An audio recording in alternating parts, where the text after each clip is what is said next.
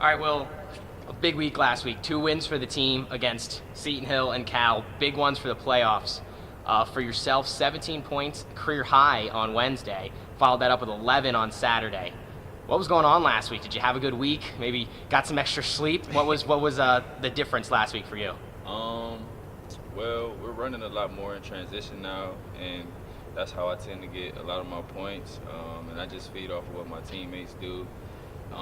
We're playing a lot. We're playing a lot better defense than we did in the beginning of the season, and that gets us going on the offensive end because it allows us to run more in transition, and it gives us a lot more easier buckets, and it allows us to do a lot more things on the offensive end. You've been known more for your defensive presence this season, really kind of a lockdown defender. Coach Cleary has praised you for that. What does it feel like to be able to maybe explode a little bit on the offensive end and get some more production on that end of things? Don't get me wrong. It definitely feels good. It definitely is a rewarding feeling. But that's not my main focus. At the end of the day, I just do what my teammates need me to do and what coach needs me to do. And if that's mostly every game, that's checking the other team's best player and limiting their points. And if I get the chance to get some of my own points, that's just a bonus. Now for the team, those were 2 huge wins. You're on a 4-game winning streak now.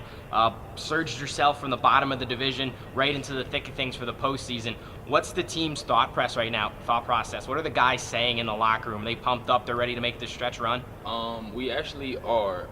One of my teammates actually told me a couple of weeks ago when we were going kind of through a tough time. He said, "Don't worry about it. We're going to go on our run. We're going to have our win streak, and we're going to make a run at the playoffs and things like that." So his words are forming into place right now, and we believe in ourselves, and we still believe, like we did in the beginning of the season, that we're one of the best teams in the conference, and we just got to keep winning games to keep proving our saying. What needs to happen down the stretch here? You have Gannon here on Wednesday. You have Mercyhurst, who you just lost to on a buzzer, not on a buzzer beater, but you had a shot at the end to win it in the earlier meeting this season. Then you have an IUP coming up again. So you have some big games for conference coming up here.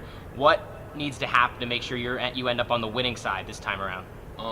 Well, I'm going to just go off of one thing that Coach has been preaching since the beginning of the season, and he's been preaching even since last year.